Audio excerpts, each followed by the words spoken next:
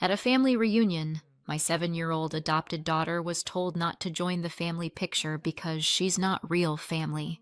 She cried silently all night, even with her father beside her. When I found out, I didn't shout. I did this. 3 hours later, the whole family lost it. I wasn't there when it happened. That, in itself, was the first mistake. My husband, Michael, had insisted he could manage one night without me, and I'd told myself the same comforting lie I always told when I tried to let go of control. What could possibly go wrong? Turns out, a lot. The reunion had been planned months ago, a 4-day extravaganza of family bonding, conveniently scheduled to begin on the one day I couldn't get off work. I told my parents this, thinking they'd adjust. But no, the date was set. Tradition, they said. Funny how tradition always seems to fall in my sister Rachel's favor. So Michael went ahead with our daughter, Anya. He hadn't been thrilled about it, but he agreed. He'd grown up in a polite, conflict-averse household where you never challenged the elders. You just smiled, nodded, and hoped the storm passed. I should have known that would be a problem. When I pulled into the venue parking lot the next morning, suitcase bumping against my leg, I felt expectant. I'd missed the opening night, but maybe today would feel like family. The instant I saw Michael and Anya standing near the lobby, though, my stomach dropped. Michael looked like he hadn't slept. Anya clung to his hand, head down, her usual sparkle gone. "Everything okay?" I asked, forcing brightness into my voice. "Yeah, fine," Michael said, too quickly, too flat. That was the moment I knew. Something had happened. It didn't take long to corner him.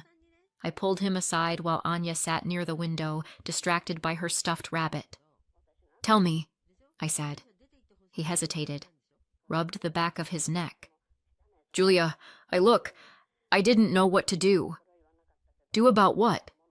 My voice dropped an octave, cold.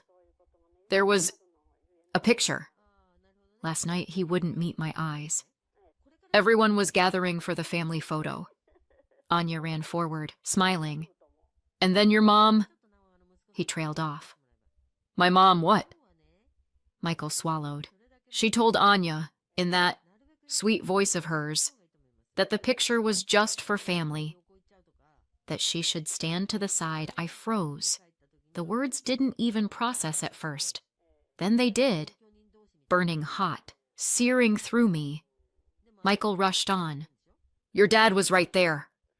Rachel, too, with her kids Jacob and Grace. Nobody said anything. Rachel's kids even sat in the spot Anya was reaching for. And Anya, she just folded in on herself. Tried not to cry. I stared at him, disbelief curdling into fury. "And you said nothing?" His face flushed. "Julia, they're your parents. I didn't want to start a fight. I didn't think—" "You didn't think?" My voice was a razor. "She's 7. She's our daughter. You let them humiliate her." I was shocked. Everyone seemed to agree. What was I supposed to do? Take on your entire family by myself? "Yes," I hissed. "That's exactly what you were supposed to do." A silence stretched between us, sharp as glass. He looked down. I looked past him, at Anya, sitting small, her stuffed rabbit pulled tight to her chest. That was the moment my heartbreak hardened into something colder. Later at breakfast, I decided to test the waters myself. I approached the table where Mom, Dad, and Rachel sat, laughing over coffee like nothing had happened. "Is it true?" I asked quietly, "that you told Anya she couldn't be in the photo?" Mom turned, her smile sugared and false. "Well, yes. We just thought the picture should be for family. She is my daughter." Rachel shrugged, as if I'd commented on the weather. Dad sipped his coffee, silent, his gaze fixed on the tablecloth. Their faces didn't waver. They didn't see the problem. The room tilted for a moment, fury threatening to swallow me whole. I wanted to scream, to flip the table, to throw every plate and glass to the ground until they shattered like the image of family I'd clung to all these years. But I didn't. Instead, I smiled. A thin, sharp smile. The kind that said, "Noted." Then I walked away. Anya clung to my waist when I rejoined her and Michael. I smoothed her hair back, kissed her head, forced calm into my voice. "Why don't you and Daddy go get ready for the day?" I told her. "I'll meet you soon." When they were gone, I sat down, pulled out my phone and began typing. Not texts. Not to them. Calls, emails, cancellations. The kind of quiet, deliberate moves you only make once. I didn't shout. I didn't cry. I just started making a few calls. And from that moment, nothing about this reunion or their lives would ever be the same. They just didn't know it yet. I didn't always know what it meant to be the unfavorite. As a kid, I thought it was normal that Rachel got the bigger slice of cake, the shinier toys, the louder applause. She was the golden child, and I was what's the opposite of golden? Nickel? Rusted tin? Whatever it was, that was me. The older we got, the clearer it became. Rachel could have spilled red wine on the white carpet, and Mom would have called it charming.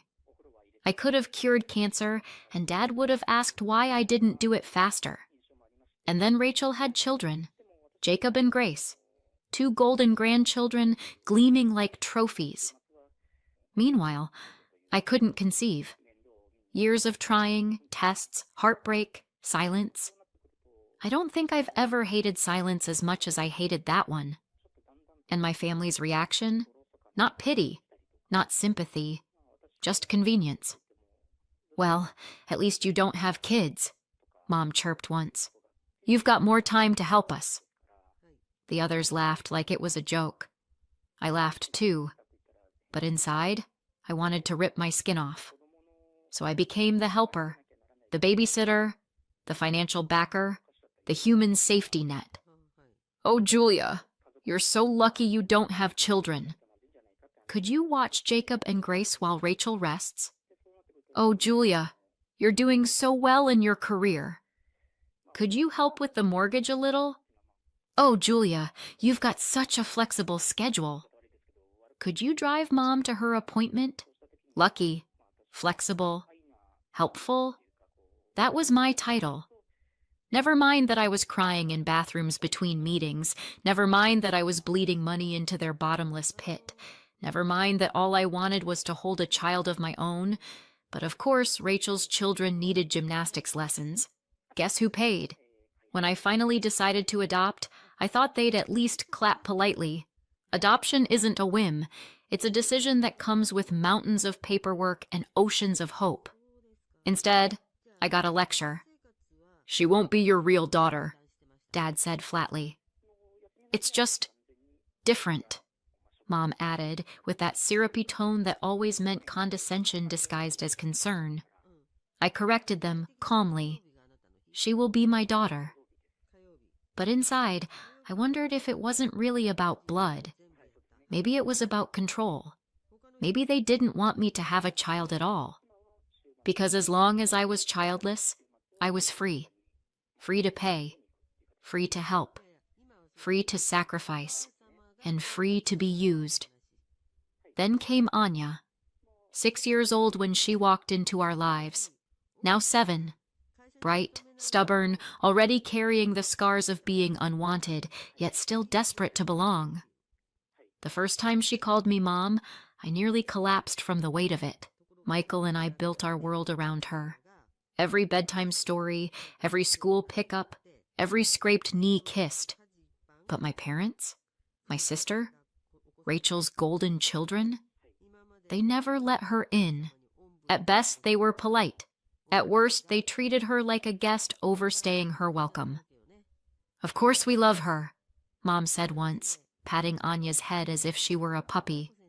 "She's just different. Different." Always that word. And still, I kept helping. Old habits die hard. mortgage top-ups, babysitting Jacob and Grace, funding family activities. This reunion, paid for by me, the venue, the catering, the shiny little extras that made everyone clap their hands and declare, "Oh, what a lovely idea!" Yes, what a lovely idea indeed, funded by the useless daughter. But after what happened to Anya last night, the sugary exclusion, the silence, the way Rachel's children slid into the seat meant for mine, I was finished. So there I was, sitting alone in our room while Michael took Anya out for a walk, my phone in my hand, my heart pounding like a war drum, and for the first time in my life, I didn't feel powerless. I scrolled through the list of bookings on my card, the venue, the entertainment, the catering, each one neatly labeled, waiting for me. One by one, I began to cancel. Click, click, click. With every cancellation, a new silence filled the room. Not the suffocating silence of neglect, but the heavy, certain silence of justice sharpening its blade. And then I thought, why stop there? The mortgage top-ups, the automatic transfers to Jacob's extracurriculars, the payments I'd been making without a second thought because that's what good daughters did. All of it. Gone. I stared at the confirmation screen, my finger hovering above the button. I almost laughed. God, if Rachel knew she'd have to pay for her own children's hobbies, she'd faint right there in her designer boots. I pressed it. Another click. Another silence. For a moment, guilt threatened to creep in. That old, familiar guilt that had kept me leashed for years. They'll be disappointed. They'll be angry. They'll say you're selfish. And then I remembered Anya's voice, small and trembling. They told me I'm not real family. The guilt evaporated. They don't see me as family, I whispered. Then they don't deserve me as family either. My hand was steady. My voice was calm. But inside, something seismic shifted. A fault line giving way. This wasn't just rebellion. This was severance. I set the phone down, a small smile tugging at my lips. 3 hours from now, when the family marched up to the locked doors of the venue I'd canceled, they would begin to understand. But that was only the beginning, because the lifeline they'd treated as their entitlement, it was gone. And soon the phones would ring. The accusations would fly. The panic would set in. They didn't know it yet. But by the time they realized, it would be too late. 3 hours later, the phone started ringing. I was sitting with a cup of coffee while Anya sketched little flowers on the corner of a placemat when my mother's name lit up on the screen. Then Dad. Then Rachel. I didn't answer. By then, I knew exactly what was happening. They would have gathered at the venue, dressed for the big family outing. They would have marched up, tickets in hand, only to be turned away at the door. Sorry, the booking was canceled by the cardholder. I didn't need to picture it. I'd lived long enough with them to know how they'd react. Mom indignant, Rachel defensive, Dad silent. And Anya's name wouldn't have been mentioned once. I put the phone face down on the table. Anya looked up at me, wide-eyed. "Grandma?" she asked. "Yes." "Are they mad?" "They're upset," I said carefully. "But it's not your fault."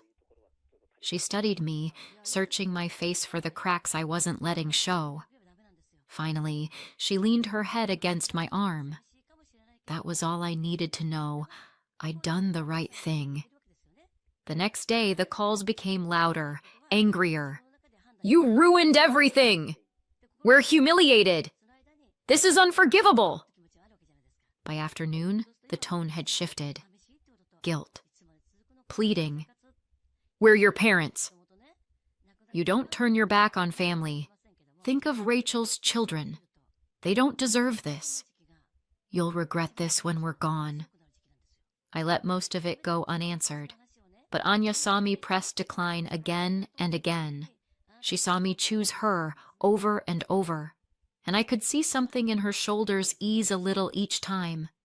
It wasn't satisfaction I felt. It was relief.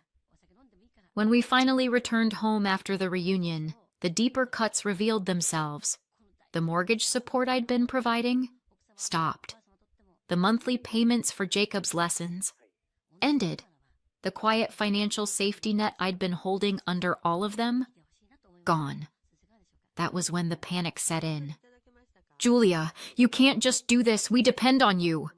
Julia, your sister can't manage without your help. You're tearing this family apart. Number. They had done that the moment they told my daughter she wasn't real family. One evening, I finally picked up. Rachel's voice came through, strained and broken. You can't mean this. We're your family. You can't just walk away. I took a breath, steady and even. You told my daughter she isn't family. That means I'm not family either. There was a silence on the other end, the kind that tells you someone has finally heard the truth, even if they'll never admit it. I can't believe you'd do this, she whispered. I can, I said, and ended the call.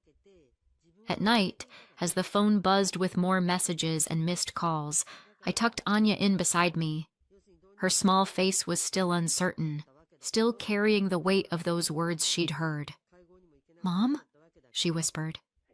Are you mad at me? Because they said... I stopped her right there. No, sweetheart. I am not mad at you. I am mad at them, and I'm not going to let them hurt you again. Her eyes filled, but she nodded. She believed me. And for the first time since this reunion began, she fell asleep quickly. I lay awake a long time after, staring at the ceiling. The phone buzzed again and again on the nightstand, but I didn't reach for it. Let them call. They didn't know it yet, but their family, the family that had excluded my daughter, no longer existed. They showed up with a cake, chocolate, with frosting already sagging in the heat, the kind Rachel would never bake herself, which meant it came from the overpriced bakery down the street, a peace offering with a price tag. Julia, Mom began, her smile stretched too wide. We just wanted to talk.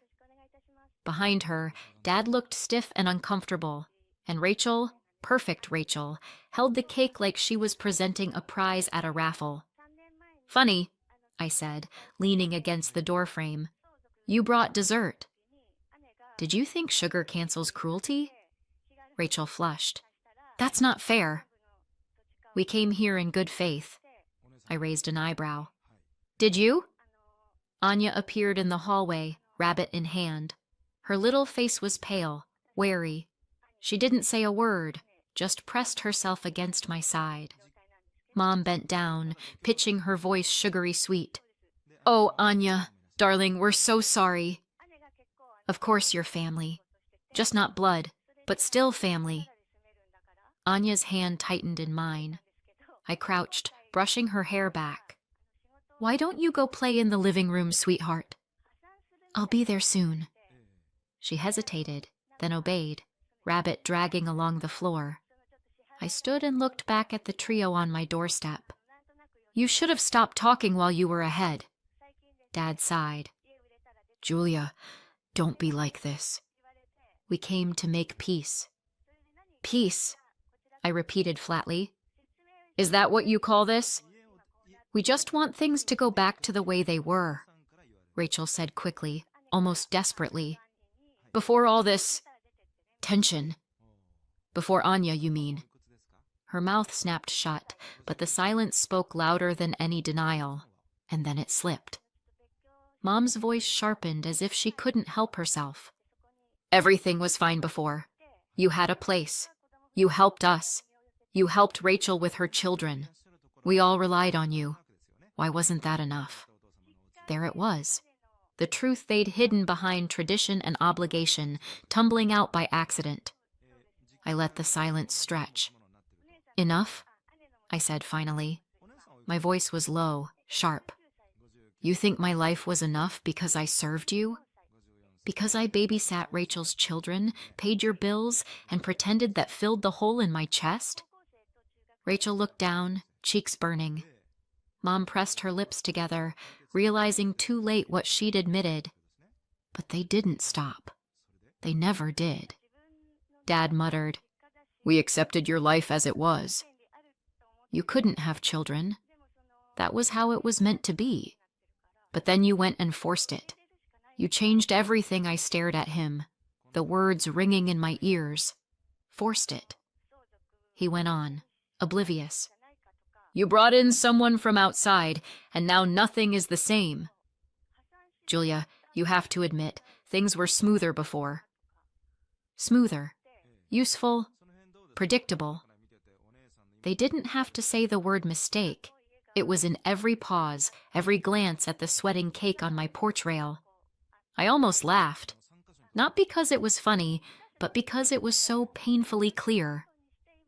"You never saw me as my own person," I said.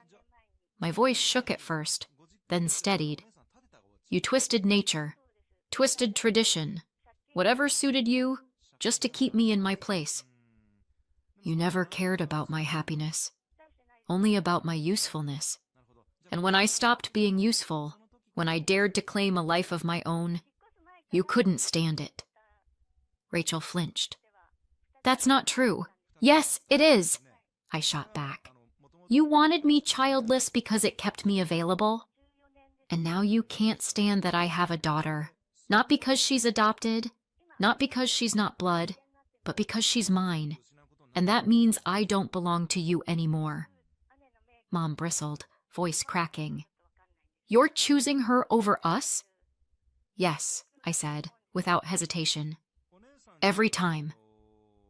The silence that followed was heavy, suffocating. Rachel's eyes filled with tears, but not for me, for herself. "You can't mean this." "You'll regret it." I stepped back and put my hand on the door. "Leave." Now Dad's jaw tightened. "Julia, or I call security." For a moment I thought they'd push past me, but then Rachel set the cake on the porch railing with shaking hands. They turned and walked away, their figures shrinking with each step. I closed the door and leaned against it, my heart pounding. Anya was waiting in the hallway, clutching her rabbit so tightly her knuckles were white. "Mom," she whispered, "am I the reason you lost your family?" The words pierced me deeper than anything my parents had said. I knelt, taking her face in my hands. "No, sweetheart. You're the reason I finally found one." Her eyes shimmered. "Really?" "Really." I kissed her forehead. "You didn't take anything from me. You gave me everything." She buried her face against me, trembling. I held her, one hand stroking her hair, until the tension in her small shoulders began to ease. Behind us, Michael stood silently, eyes damp. For once, he didn't try to make peace. He just nodded, as if to say, "I understand now." A year later, everything looked different. Not dramatic, not flashy, just lighter. My house felt bigger without the weight of obligation pressing against its walls. My calendar was my own. My money went toward things that mattered. Trips with Anya, weekend ice cream runs, a spontaneous day at the zoo where she laughed so hard she nearly fell over. She no longer asked, "Am I really your family?" That question vanished like smoke once she understood the truth. She was mine. Entirely, unquestionably mine. And the rest of them? I didn't hear from my parents directly anymore. I'd blocked their numbers. But word travels. A cousin mentioned seeing Mom at the grocery store, working part-time stocking shelves. Dad had taken up a shift at the hardware store. Retirement didn't last without the extra money I'd been funneling in. Rachel's perfect facade cracked too. Jacob had to quit his expensive lessons, the ones I'd quietly funded. Grace, spoiled as cream, had to trade private activities for the local community center. I heard Rachel complaining once, her voice rising through the grapevine. Julia abandoned us. She ruined everything, number. I hadn't ruined anything. I'd simply stopped propping it up. It used to haunt me. The why. Why I was never enough. Why every success disappeared in Rachel's shadow.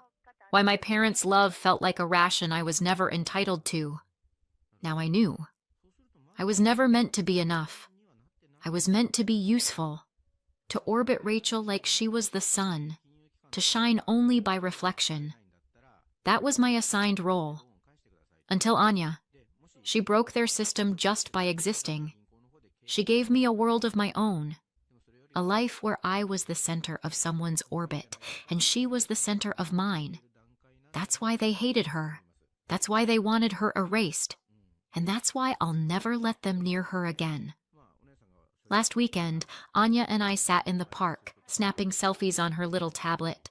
Her grin was missing a tooth, her hair messy, her eyes shining like she'd swallowed the sun. I saved the picture, printed it, stuck it on our fridge. This is our picture now, and nobody gets cropped out. Do you think I went too far or not far enough? Let me know in the comments, and don't forget to like and subscribe for more. At the cousin's birthday party, my sister gave out gift bags for everyone who mattered. My daughters had a sticky note that said, "Try harder next year." We didn't make a scene. We just left. The next morning, my sister opened her front door and screamed so loud the neighbor called the police. I wish I could say I was shocked. I wish I could say that when I saw what they gave my daughter, my blood ran cold or that time slowed down, or whatever it is people say in those dramatic movie moments. But the truth? It felt like something I'd been waiting for. Not in a hopeful way, in a dread-heavy, of course it's coming kind of way.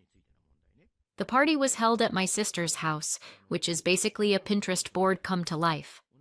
Giant balloon arches in perfectly coordinated colors. A dessert table that looked like it had its own PR manager. Matching t-shirts for the birthday twins that said "Born to Shine." Kids running around with hand-stitched party bags clutched like treasure. My daughter clutched mine. She's 7. She wore the sparkly hairband she picked out herself that morning. The one she said made her feel like a galaxy. She was nervous before we arrived.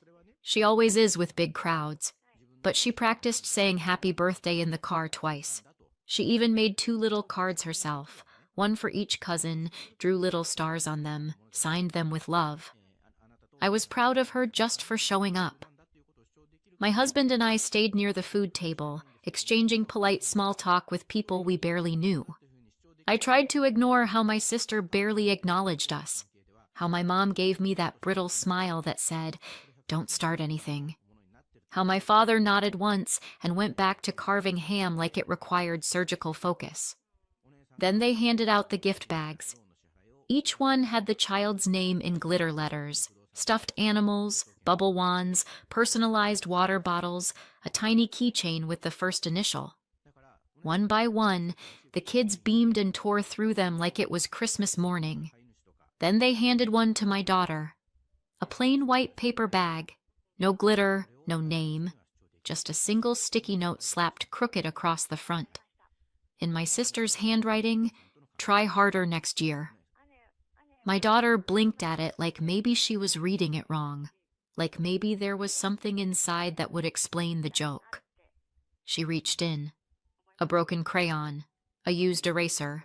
A wrapped peppermint that looked like it had been rattling around in someone's purse. That was it.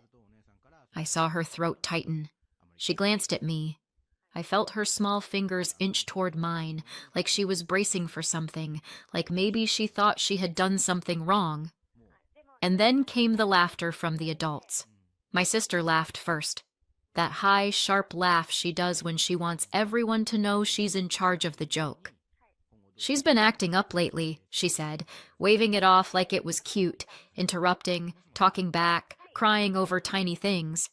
"This is just a little wake-up call." My mother chuckled. "Honestly, it's good for her. You coddle her too much."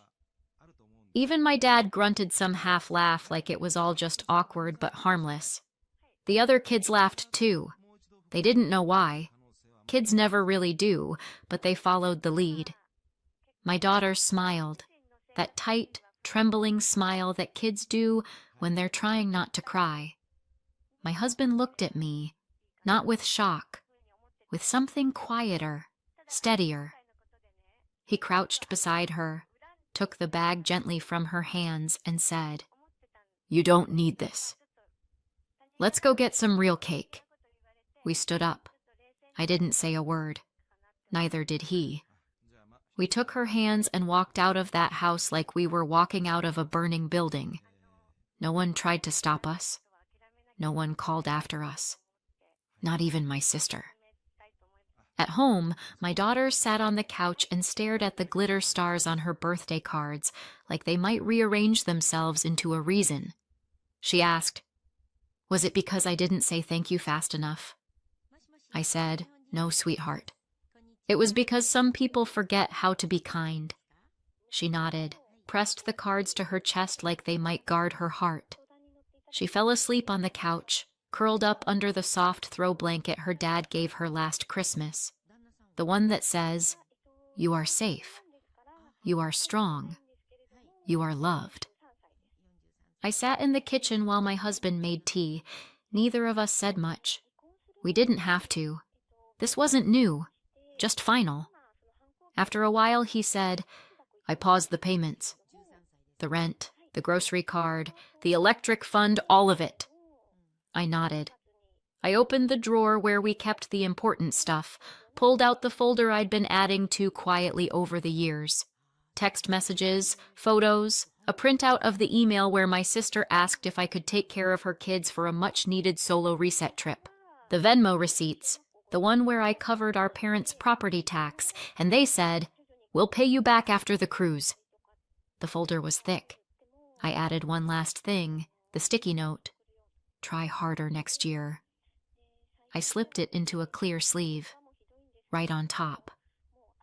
My husband watched me, didn't say a word, but when I looked at him, he nodded. Not like someone giving permission, like someone saying, "Finally, tomorrow morning, I drop something off." Quietly, no message, no confrontation, just truth. They wanted to teach my daughter a lesson. Fine. They were about to learn one too. It didn't start with my daughter. That's the part that really hurts. It should never have reached her. She should have been safe, protected, loved by her entire family, not just the one she was born into. But it did start long before her. It started with me. Growing up in my house meant learning how to perform, how to twist yourself into whatever version of a child got the least amount of criticism that day. It meant reading the room before you even learned to read a book. It meant silence was safer than honesty, and pretending to be happy was easier than explaining why you weren't. Emma was always the favorite. That was never said out loud, not directly, but it didn't have to be. It was in the tone of voice my parents used when they spoke to her, in the way they lit up at her stories, even when they were dull, in the way my accomplishments were acknowledged with a distracted, "That's good," while Emma's most minor wins were met with celebration, cake, and 50 family group texts. I remember once in 3rd grade, I came home clutching a certificate for perfect attendance. I had fought through colds and stomach aches just to earn that paper. I handed it to my mother with pride, and she barely glanced at it before saying, "Emma got Student of the Month." You know, that's a much bigger deal. When I brought home a B+ in math, a subject I had struggled with for months, my dad said your sister never brought home less than an A. When I got the lead in the school play, they didn't come. Emma had a volleyball game, a practice game, not even a tournament, but it was important to her. So they said they'd try to make the next one. They never did. Birthdays were the worst. My parties were always joint celebrations with Emma, even though our birthdays were nearly 2 months apart. My name was an afterthought on the cake. One year, they gave us one present to share. It was a pair of rollerblades Emma's size. I was always too much or not enough. Too quiet, too dramatic, too shy, too opinionated. I cried too easily. I asked too many questions. Talked back. I sulked. I didn't smile enough. I didn't smile the right way. There were no bruises, no yelling, just a constant low hum of not measuring up and then being told I was sensitive for noticing. When I was 15, I came home crying after a teacher accused me of cheating on a test. I hadn't. I was devastated. My mom's response was, "Well, you do keep to yourself a lot. Maybe you look suspicious. Next time, try to smile more and act normal." At 17, I finally got the courage to tell my parents I thought I might be depressed. My mom rolled her eyes and said, "That's the new trend, isn't it? Everyone thinks they're depressed. You're bored. Find a hobby." Emma told me I was being dramatic, then borrowed my phone charger and never gave it back. By the time I left for college, I was numb. I didn't expect them to come to move-in day, and they didn't disappoint. They mailed me a card a week late with $25 and a sticky note that said, "Don't blow it." I didn't blow it. I got through school, found therapy, learned how to name things. Emotional neglect, scapegoating, passive-aggressive control. I learned how to unlearn it. When I met my husband, I was still afraid of being too much. I apologized for crying during a movie. He just handed me a tissue and said, "That part hit hard, huh?" Like it was the most normal thing in the world. He was the first person who ever asked what I wanted for my birthday and actually got it right. Not because he guessed, but because he listened. When I told him about my family, I downplayed it, made it sound quirky. He didn't push. But the first time he met them, he squeezed my hand under the table. After dinner, he said, "You weren't exaggerating." I let them back in when we had our daughter. I wanted her to have a big family, cousins, holidays, grandparents who doted on her. I wanted her to have what I didn't. It started slowly, my sister commenting on my daughter's clothes. "She dresses a little offbeat, doesn't she?" My mom insisting that my daughter should hug everyone even when she didn't want to. "Don't be rude, sweetie. Give Uncle Bill a proper hug." My dad making jokes about her being soft when she cried at loud noises. "Better toughen up if she wants to make it in this family." I tried to explain. I told them she had sensory processing challenges, that she needed support, not shame, that she was doing her best. They rolled their eyes. "You're overreacting. She's fine." Emma called me a snowplow parent, said I was raising a future doormat. And when I set boundaries, I became the problem, the difficult one, the dramatic one. Every time I stood up for my daughter, it was met with the same tactics they used on me: minimization, mockery, cold silence. Sometimes they even pitied me, which was worse. "She just wants to feel important," my mother whispered once to Emma, not realizing I was within earshot. Let her have this. Like advocating for my child was a phase tantrum. And I let it go. I let it go more times than I can count because I kept hoping it would get better, that they would come around, that maybe this time they would see her, really see her. But they didn't. They saw themselves, their need to feel superior, their desire to maintain the hierarchy that kept them comfortable. My daughter was just the next in line for the same treatment they gave me. Only now, I knew what it was, and now I had a choice. I could keep giving them chances, keep letting them break her bit by bit the way they broke me, or I could stop the cycle. I chose her. I chose me. And tomorrow they'll understand what that means. We didn't sleep much that night. My daughter eventually drifted off, her fingers still curled around the birthday card she'd made for her cousins. I stayed up on the couch, watching the cursor blink on my screen like it was daring me to finish what I'd started. At 4:07 a.m., I emailed the landlord, the one who manages the duplex my sister lives in. I explained that I would no longer be paying the monthly supplement we'd agreed to. That arrangement was unofficial, but the landlord knew my name, knew the rent always came from our account. He replied within 20 minutes. "Understood. I'll notify her of the updated balance today." At 4:49 a.m., my husband drafted the letter to the loan company about the car. It was our name on the documents, our credit on the line, our money that made the down payment. Emma had defaulted twice before we stepped in. This time, we didn't step in. We stepped out.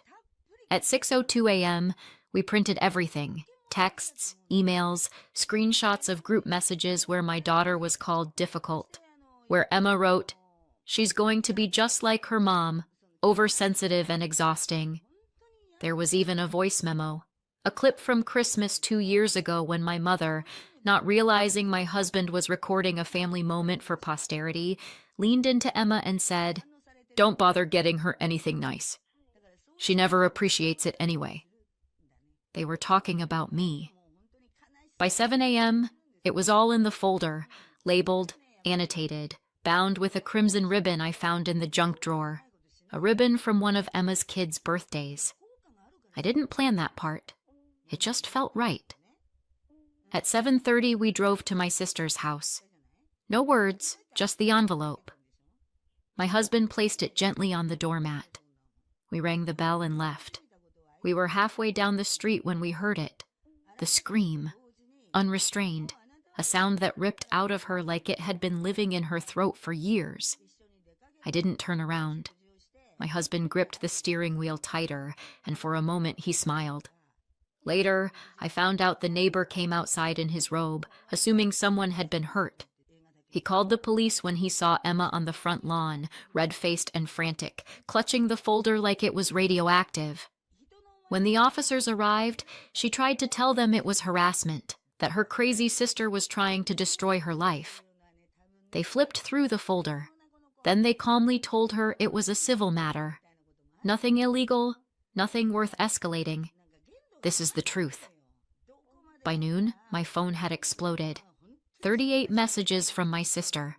The first few were all caps rants. "What the hell is wrong with you? You think this is funny?" Then came the guilt. "We are family. You can't do this to us." Then the begging. "Please, you can't just stop paying like this because of a joke." Then the threats. "If you don't take this back, you'll regret it." My mother called 4 times, left a voicemail on the third. "You've taken this too far.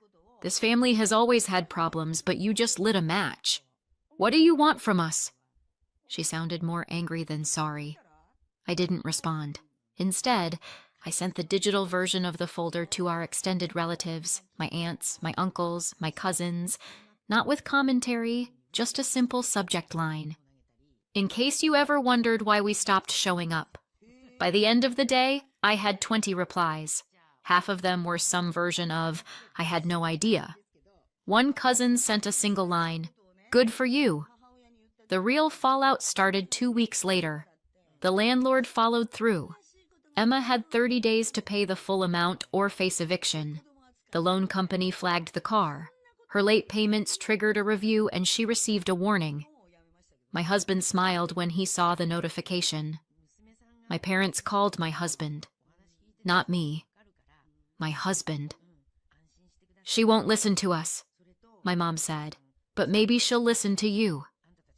Tell her we're sorry. Tell her she doesn't have to do this." He told her the truth. "She's not doing this to you. You did it to yourselves." They showed up at our house the next morning. My daughter saw them through the window. Her face went pale. I met them at the door. Didn't let them in. "We just want to talk," my dad said. "This is getting out of hand." "No," I said. "This is called consequences." My mom tried to cry. There were no tears. I didn't budge. They left a card in the mailbox, one of those generic sympathy ones. Inside it said, "We miss our family." I sent it back with a sticky note. So did I. And then I went back inside where my daughter was reading on the couch, her legs tucked under a blanket, her face peaceful. She looked up and asked, "Were they mad?" I shook my head. "They were loud." "That's not the same." She nodded. That night, my husband took us out for ice cream. We didn't celebrate. We just breathed. But in that quiet breathing, there was something new. Peace. And it was loud as hell. For about a week, there was silence, or rather quiet rage humming just beneath the surface. My sister had gone nuclear. Sure, but after the initial scream, the flurry of texts, and the failed attempts at guilt, things went dark. For a moment, I thought maybe that was it. Maybe finally, they had gotten the message. They hadn't. 10 days after the front door folder drop, my daughter came home from school with a note in her backpack from Emma. It was on pastel stationery with little hearts on the edges like it was meant for a child. Inside, the message was short. If you ever feel sad or confused, remember Auntie Emma loves you. You can call me anytime, even if your mom says no. My daughter looked up at me confused. Did I do something wrong? I felt the fury rise in my throat before I could stop it. This wasn't just about boundaries anymore. This was manipulation. Targeted, deliberate, and low. I called the school immediately. Turns out my sister had used one of her friend's names to get access to drop something off for a niece. No ID check, no oversight, just a sticky smile and a name. That afternoon, I filed a formal no-contact order with the school, with the district, and with the police. I sent a cease and desist to both my sister and my parents. My lawyer sent a follow-up. 2 days later, a fake account started tagging me on social media, calling me ungrateful, posting blurry childhood photos with captions like, "Some people forget who raised them." Another anonymous message read, "Just remember, kids grow up. One day she'll know what you did." That was the final crack. I sent everything to my lawyer, who forwarded it to law enforcement. My sister posted a crying selfie captioned, "When your family turns on you." Cue the sympathy parade until the truth started leaking. Quietly, one aunt, then a cousin, then another cousin. Screenshots circulated. Voicemails were replayed. People saw the receipts the same way I had. My parents didn't take it well. They tried to rally the extended family with an emergency Zoom call. I didn't attend, but apparently when someone asked why I hadn't been invited to Grandpa's birthday last year, my mother froze. Someone else asked why Emma had been dipping into the family emergency fund when she's the only one with a stable salary. Another asked about the birthday party, if the story going around was really true. It was. By the end of the call, 4 people had quietly left the meeting. My parents stopped posting photos of family events. My sister deleted her account. Then came the letter, a desperate rambling thing from my mom written in blue ink on monogrammed paper. "Family is messy. We made mistakes. But at the end of the day, we are all we have. Don't punish everyone forever for one misunderstanding. Your daughter will regret this distance. So will you." I didn't respond. Instead, I framed the letter, hung it beside the sticky note that started it all. "Try harder next year." Then I helped my daughter hang fairy lights around her new bed. She picked the soft ones, the ones that changed color slowly, like breathing. Her breathing had changed too. Easier now, softer, not tight and guarded like before. She made new friends. 2 girls from art class, sweet, curious, gentle souls who didn't laugh when she needed to cover her ears or take breaks. She started sleeping through the night. One morning, she told me, "My heart doesn't feel like it's buzzing anymore." I hugged her so tightly she squeaked. And then one last thing happened. At the end of the school year, her class hosted a family day. Students could invite one adult to sit with them, eat cookies, and see their art projects. She chose me, of course. Her project was a painting, abstract, all swirling galaxies and soft pink comets. In the corner, she had written in black paint, "Safe is better than big." On the drive home, I asked if she wanted to stop for ice cream. She said yes, then paused. "Mom." "Yeah, baby. You did the right thing. Even if they call you mean, even if they never talk to us again, you did the right thing." I blinked hard against the lump in my throat. "Thanks, sweetheart." That means everything. She leaned back in her seat, smiling. Later that night, I checked my email one last time before bed. There was one new message from Emma. No subject line, no salutation, just 6 words. Are you happy now? You won. I didn't respond. I didn't need to. But she was wrong. I didn't win. I walked away, and for the first time in my life, I didn't look back. Maybe I went too far. Maybe I didn't go far enough. Sometimes I still wonder if I should have said more at that party, or if leaving in silence was the loudest thing I could have done. I wonder what my daughter will remember years from now, and what she won't have to unlearn because I stopped it in time. But now I want to ask you, if it were your child, would you have done the same? Would you have walked away, fought back harder, let it go? Tell me in the comments, what would you have done? Did I do the right thing, or did I cross a line? And if you want more stories like this, raw, emotional, and honest, hit subscribe.